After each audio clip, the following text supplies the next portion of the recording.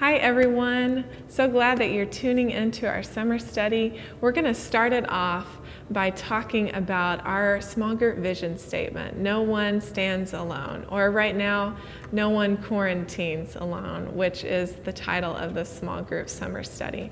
I'm going to be talking with Cliff Warner, our lead rector, and he is going to just talk with me about what it means to stand with others in this unique season of life.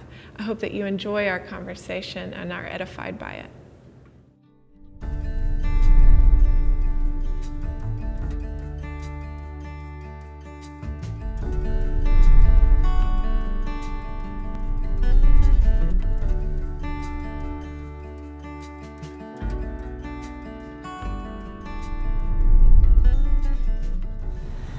Hi Cliff, thank you so much for joining me today and talking about our small group values and our small group vision statement. No one stands alone. It's great to be with you. How are you doing today?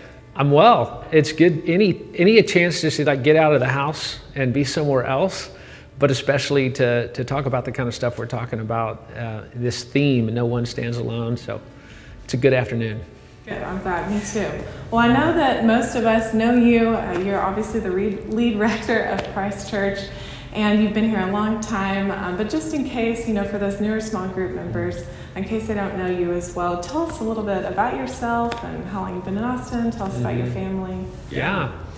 I know we have people who are getting into small groups from just even the past couple months, joining online groups, and others that would have been here before probably know a bit more of my story, but just for the sake of kind of catching everybody up.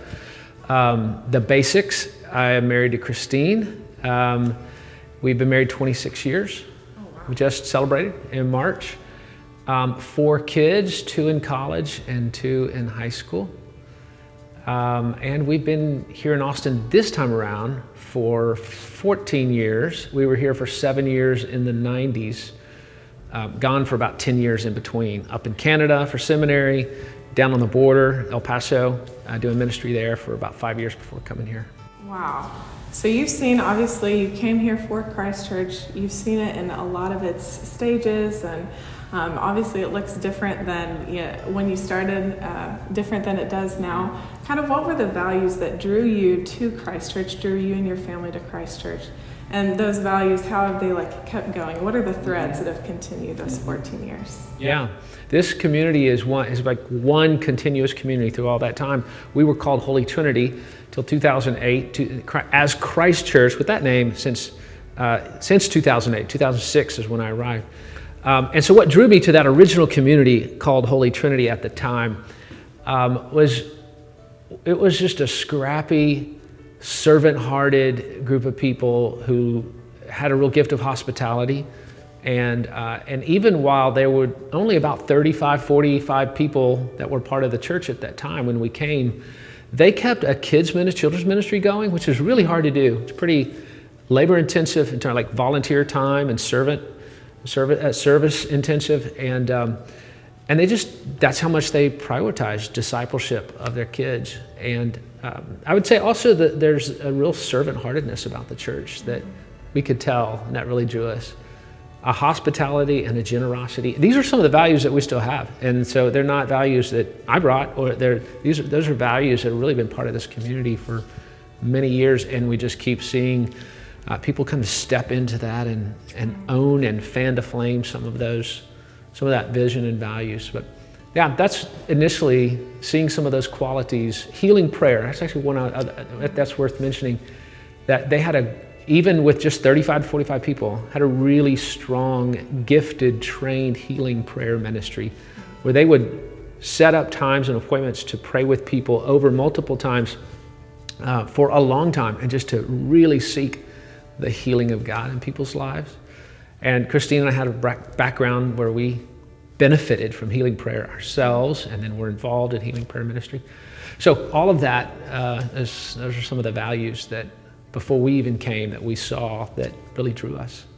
Yeah, some of those values when we joined about a year ago, I noticed immediately hospitality, just the warmth and the welcoming of the church, And then recently, just in my capacity as small groups pastor, I've gotten to know the prayer team and get to know Tammy Santoro, Susan Montgomery, some of those women who've just been a part of the healing prayer ministry for a long time. And it's been such a joy to get to work with them and learn from them. And yeah, it's just a group of really faithful people who love the Lord and love to pray. So that's been fun for me as well, just to get to be a part of that. Yeah, definitely a praying community and a healing community. Yeah. Well, before we get into No One Stands Alone and get into talking about our small group vision statement, I want to ask you just 2 quick icebreakers. So the first is, this is my favorite icebreaker question. If you could keep 3 apps on your phone, not the ones that come installed, but just 3 apps on your phone, other than those, what would they be? Oh, man.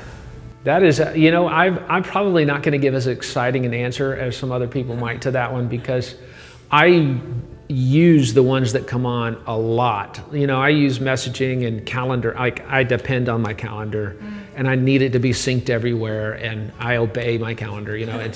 So and mail, and so all of those that come with it are really what I use my smartphone for. Yeah. But I would say probably the number one thing I use my phone for outside of that is news. And so I've got my 2 news apps are BBC and NPR. Nice. And so I get an international perspective, national perspective, and so I go to those often. I'd probably say the other thing I use the phone for, it's not necessarily an app just for this, but there are some sports blogs, particularly Longhorn sports, that I check in on often. It's kind of like it's kind of like my escape moment. I just need something mindless, and so I go and I'll read the news, but maybe I don't even want to go that intense. I just want something lighthearted. Go check what's going on, and so I go into one of these blogs that just kind of covers the latest there. So those are my main go-tos.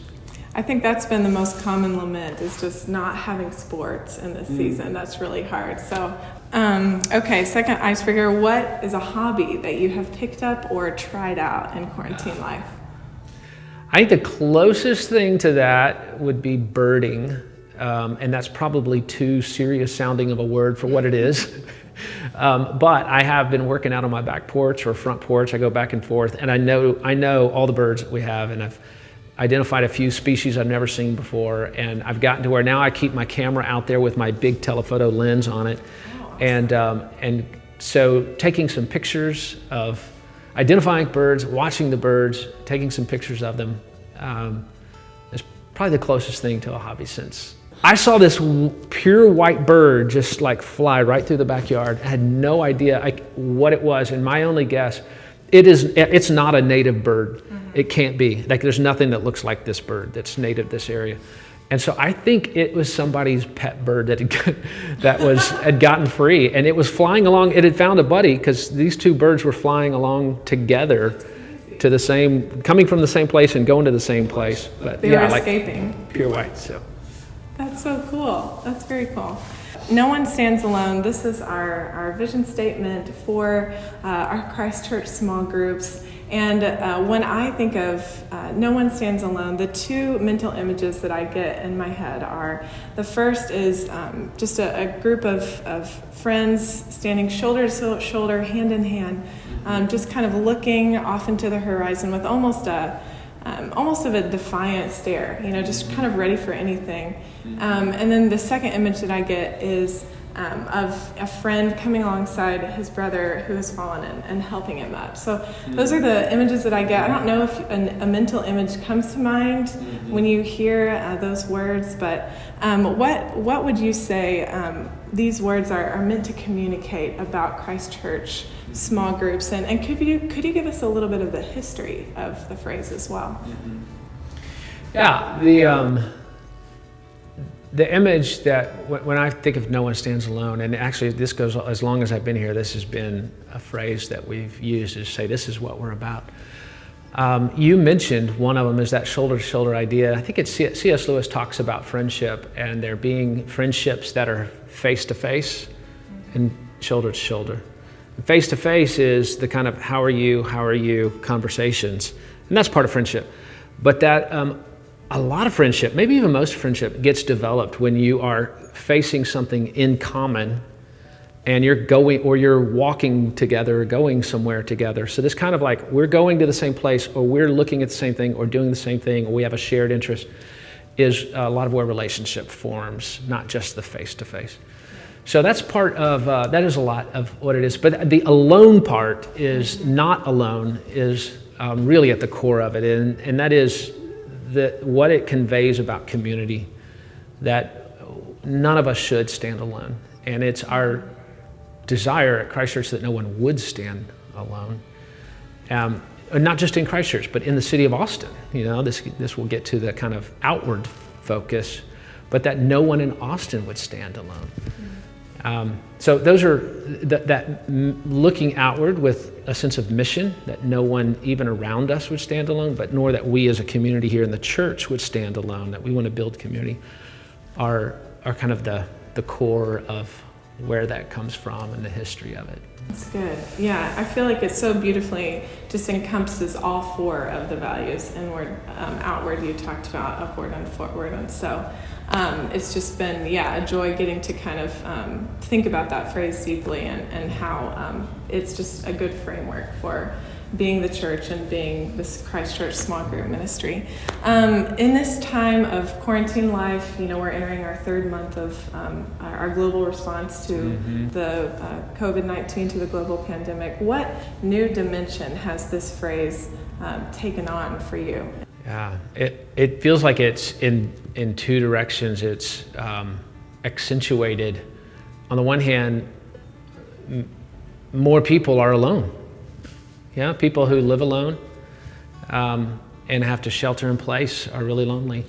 Some people who live with others but are not in good relationship with them feel more alone, because there's so much time, and almost to be with people who you're not in good relationship with can actually make you feel sometimes more lonely than if you're just living alone.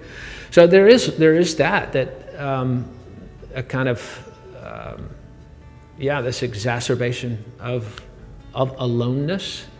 Then the other end of the stream, it feels like there's some pretty amazing examples of us and people everywhere, of saying we have got to work even harder to come together and reach out and look out for each other, call in, check in, have our teleconferencing, meetings, just drive by birthdays or whatever it is, just get creative and go the extra mile and try to work towards community and relationship more than we normally have to work for it. So it's interesting how this feels like the no one stands alone feels like, on the one hand, there is more aloneness. On the other hand, we're fighting harder not to be alone in some way. We're having to be more effortful, maybe is another way to put it, to be in community and relationship. And I see so many people doing that, being more effortful towards that. And then I think it also then calls us again to say, how can we see to it that in our city people aren't alone? Whether that's in our neighborhood here and ways that we can serve the community, or in the city as people in their own neighborhoods, wherever they are, just loving their neighbors to make sure nobody's alone. Yes. Yeah. So I feel like that phrase during a time like this, it's sharpened. The call to it is sharpened. Yeah, I think that's right. What's a story? You mentioned a drive-by birthday party, I think, or a drive-by party. What's a story that you've seen within Christ Church of just that effortful, sacrificial love?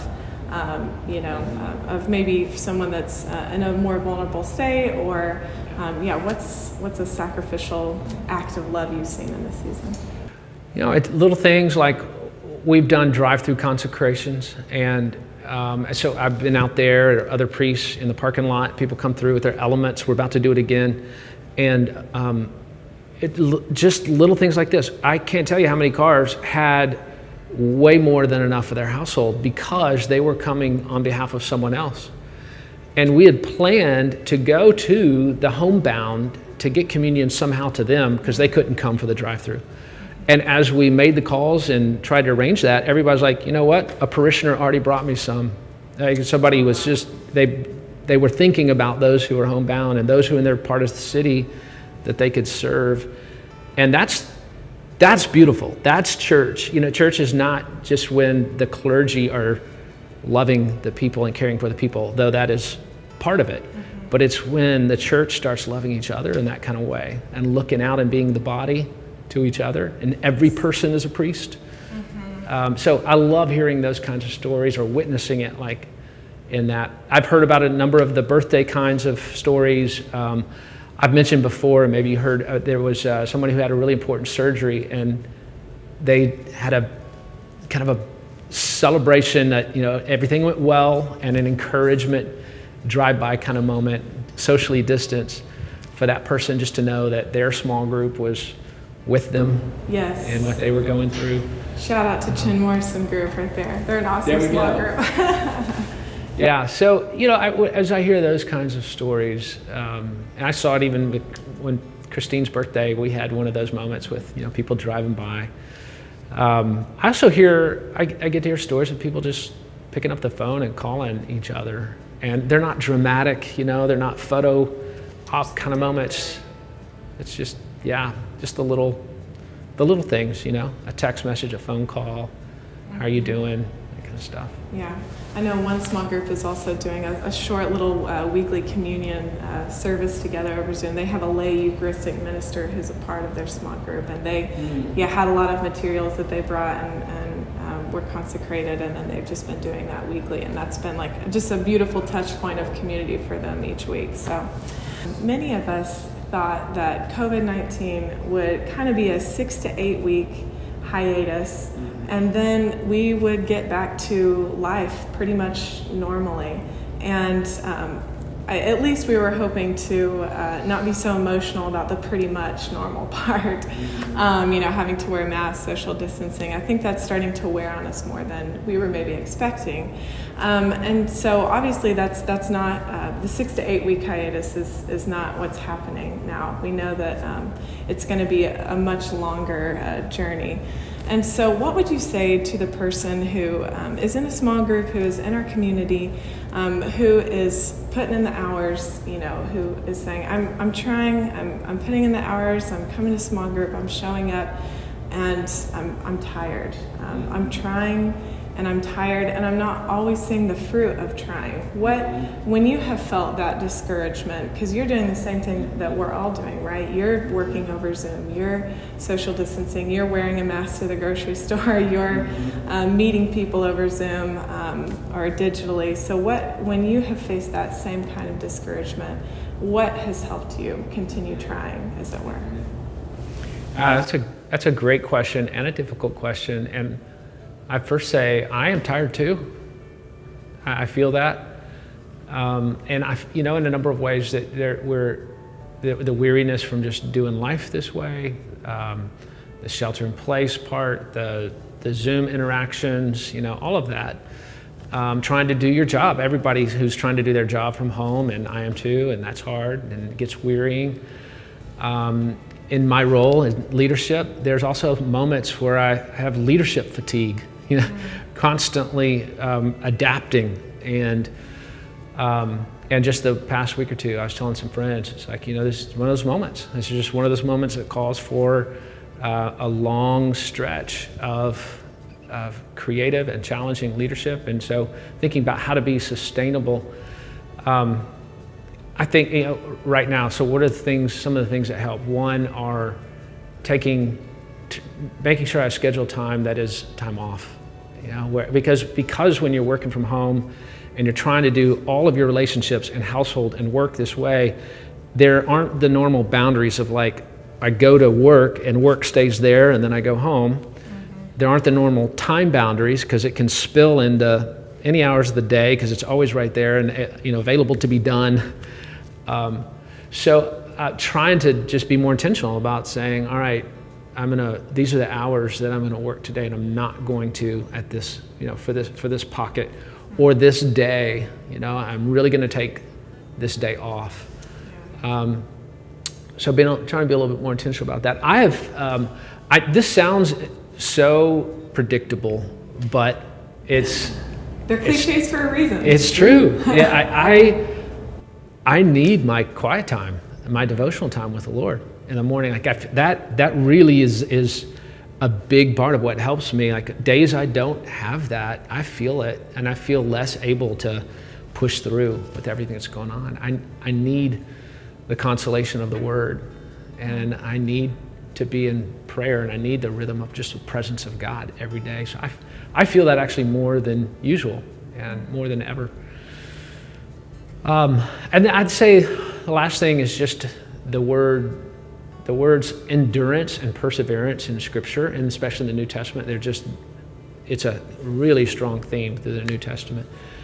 And it's because they were facing so much trial, and their trial was persecution. That's not ours right now, but it is a trial. And so looking to Scripture where the church was going through trial, and looking at all those themes of endurance and perseverance and taking heart from the saints who've gone before us from biblical days and throughout the history of the church, and say, all right, one step in front of the other, one foot in front of the other, one day at a time, and just keep on. Last thing I'll say on this, that I had a mentor years ago that he introduced this phrase that has stayed with me, and he described himself as a plodding visionary. Okay. And I thought, those feel like contradictory words, and yet they go together really well. Mm-hmm. And I feel like that's me. The plodding part is just one day at a time, one step at a time. You have a vision, but to be patient enough to just play the long game and not have to get it tomorrow or next week or next year, but just the title of Eugene Peterson's book, A Long Obedience in the Same Direction, which he got from Nietzsche, but that phrase, a long obedience in the same direction, or being a plodding visionary, and the communion of saints that have done that, I feel like I look to them and draw strength as well. So a final question for you today, Cliff. No one stands alone. Our Christ Church Small Groups vision, especially in this season, means sacrificial love for others. And so how can we prioritize the vulnerable in our parish and in the city during this time? Yeah, the sacrificial part of that is key, because it means we're doing something that costs. And we're doing something that costs for the sake of others. And so that's one of the ways, kind of ironically, that we love our neighbor right now, is we limit ourselves in order to seek the health of the whole and the good of the whole and of others. So we might have different risk tolerance levels. We might have different vulnerabilities to getting ill or getting the disease ourselves. But our choices are not just to protect ourselves, it's to protect others. So that's probably the key way that the idea of sacrificial love, that we don't stand alone. We don't make decisions for ourselves alone that are only for our well-being and our risk tolerance levels and our comfort and all of that. But there is a responsibility to our brothers and sisters in the church and to humanity and to the city of Austin, people around us. And so we want to make the kinds of decisions that seek the welfare, the common good of all. And that would be the number one way that, kind of ironically, that love our neighbors means in some ways to be less social. It's that sounds contradictory, but that's actually one of the ways during these times that we can love our neighbors and look out for the common good. I just want to encourage small groups, small group leaders and members, everybody. When the Lord brings someone to mind, just a name comes to mind, I wonder how they're doing. Those are so often, I think, Holy Spirit moments. And I've had a number of moments where somebody comes to mind, and they did for several days in a row. And then I was like, I don't know why, but your name just keeps popping in my head every day this past week. How are you? And they're like, you know what? It's been one of the worst weeks I've had in a long time. Mm-hmm. And they're so paying attention. So what I want to encourage small groups, all the members to do is just when somebody comes to mind, one, use it as an occasion for prayer. That's the easy first thing, is just if somebody's brought to mind, lift them up to the Lord in prayer and say, Lord, I don't know what they're going through right now, but you do, and I'm holding them up before you. But then also to reach out and say, hey, you came to mind, how are you doing? I just want to check in, or write them a card, or text them, or somehow step out. Yeah. And those experiences, I feel like experiences are so memorable for the person who you're calling or contacting, and they're memorable for you. And you can just mutually together see God in that moment and just see his work and his care for you through the other person. So that's really good. Thank you for that encouragement. Thank you so much for being with us today, Cliff. And just know that when you are experiencing leadership fatigue or you're tired, know that we are praying for you, and we are very grateful for your pastoral leadership in this time. So thanks. Thank you. Yeah, thank you, Claire. I appreciate the way you're leading yourself and leading in small groups. My pleasure. Thanks.